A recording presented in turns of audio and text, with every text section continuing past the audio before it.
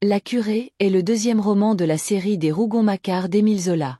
Il se concentre sur la famille Saccard, en particulier Aristide Rougon, qui a pris le nom de Saccard, et explore le thème de la spéculation immobilière à Paris sous le Second Empire.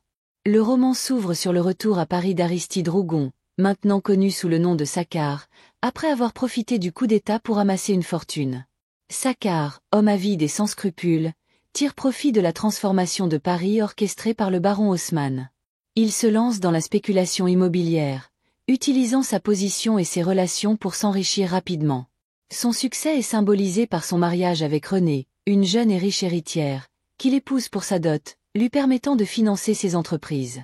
Parallèlement à l'ascension financière de Saccard, le roman explore la vie de Renée, qui s'ennuie dans son mariage.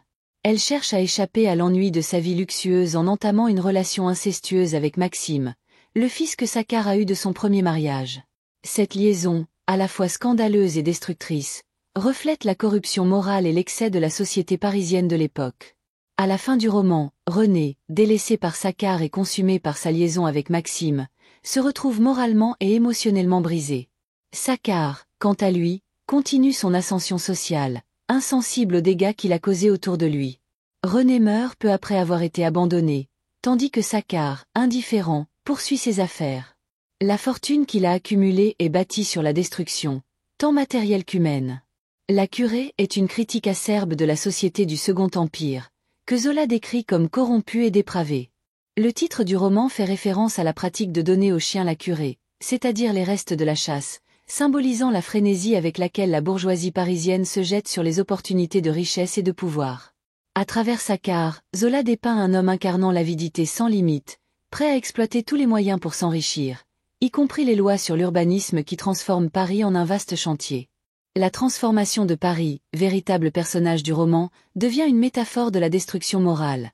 Les vieux quartiers sont rasés pour faire place à des boulevards luxueux, tout comme les valeurs traditionnelles sont écrasées sous le poids de l'argent et de la corruption. Le personnage de Renée incarne la déchéance morale de cette société. Prisonnière d'un mariage arrangé et superficiel, elle cherche désespérément une issue dans le scandale, mais sa relation avec Maxime ne fait que précipiter sa chute. Son destin tragique souligne le vide et l'hypocrisie des apparences sociales. La Curée est donc à la fois un roman de mœurs et une critique sociale. Il expose les mécanismes de la spéculation immobilière et les effets dévastateurs de l'ambition débridée, tout en offrant un portrait sombre et désenchanté de la haute société parisienne sous le Second Empire.